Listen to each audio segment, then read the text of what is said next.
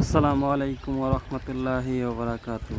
প্রিয় খামারি ভাইয়েরা, আজকে যেই টপিকটি নিয়ে কথা বলবো সেটি হচ্ছে কিভাবে আলাদা আলাদা পোলট্রি জাত, আলাদা আলাদা মুরগির জাত, আলাদা আলাদা ব্রয়লার জাত অভিজ্ঞ না হলে আপনি নিশ্চিত মাইর খাবেন। কিভাবে? যেমন আমি এই ব্রয়লার পোলট্রির জাত কয়েল পাখিগুলো আনছি, তারা আমাকে বলেছিল যে 50% মহিলা পাখি হবে, 50% পুরুষ পাখি হবে। এখন আমি তাদের কাছ থেকে 17 দিনের বাচ্চাটা আনছি। 17 দিনের বাচ্চাটা, যেটা কিনা কিছু কিছু বোঝা যায় পুরুষ মহিলা।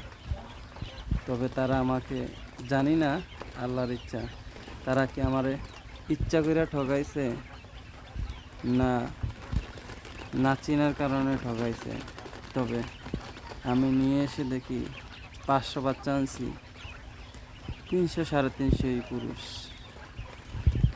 তো আশা করি যে কোনো জিনিস শুরু করার আগে ধারণা নিয়ে নেবেন, ধারণা এবং অভিজ্ঞতা অর্জন করবেন, 4-5টা খামার ভিজিট করবেন, তারপরে আপনারা খামার শুরু করবেন। আর যেটা হচ্ছে, অনেক সময় আমরা খামার তো করেই ফেলি ইউটিউব দেখে, ফেসবুক দেখে, কিন্তু আমরা এটা জানি না যে খাবারের ম্যানেজমেন্ট কিন্তু এক একটা পাখির এক এক রকম। কয়েল পাখি দিয়েই আমি বুঝাই, যেহেতু আমি কয়েল পাখি পালতেছি, বর্তমানে আমার কিছুটা অভিজ্ঞতা আছে। কয়েল পাখি তারে প্রথমে আমি নিয়ে আসা, যে খামারির কাছ থেকে নিয়ে আসছি, সে বলছে যে 1000 সোনালি স্টার্টার ফিট খাওয়াতে হবে নারিশের। তো আমি নারিশের সোনালি স্টার্টার ফিট খাওয়াইছি। খাওয়ানোর পরে আমার প্রায় 42 দিন 44 দিন চলে আজকে বয়স, এখনও একটা পাখিও ডিম পারে নেই আমার।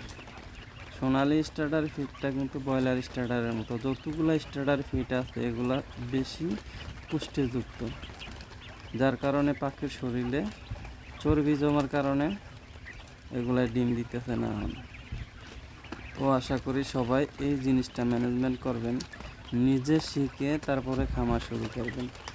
অন্য কোনো খামারের কথায় খামার শুরু করবেন না। আমি এখন এগুলারে লেয়ার 1 দিতেছি নারিশের, আগে খাওয়াইছি সোনালি স্টার্টার। আমি মনে করি যে জিরো বাচ্চার থেকে শুরু করে সোনালি স্টার্টার ফিডটা জিরো বাচ্চার থেকে শুরু করে সর্বোচ্চ 15 থেকে 20 দিন দেওয়া উচিত।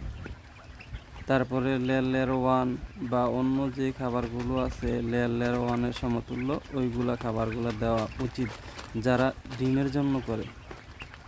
আর যারা মাংসের জন্য করে তাগুলি গিয়ে ব্রয়লার স্টার্টার ঠিক আছে, ব্রয়লার স্টার্টার বা সোনালি স্টার্টার এহাইয়া খাওয়াইলে চলে।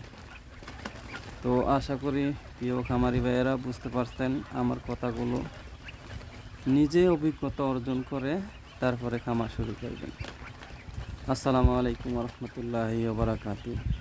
আশা করি সবাই ভালো থাকবেন, আপনাদের খামারগুলো সফল হোক, ভালো থাকুক। আল্লাহ হাফেজ।